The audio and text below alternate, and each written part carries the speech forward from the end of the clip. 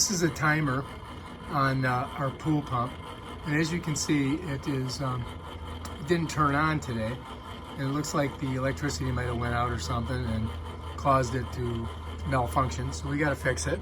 Actually, 12:46 right now.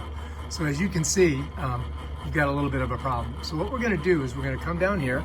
We're going to turn off this. Then we're going to come up here and we're going to pop this forward. I'm pulling it forward, and I'm going to rotate it to right about what the actual time is. Bam. Then we're going to put this back on, and we're going to flip this.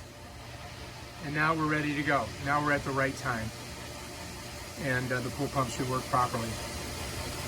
All right, that's how you do it. That's how you reset your pool pump when you lose power in the middle of the night.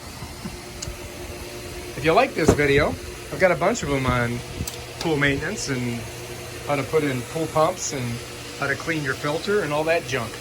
Check them out. Peace out.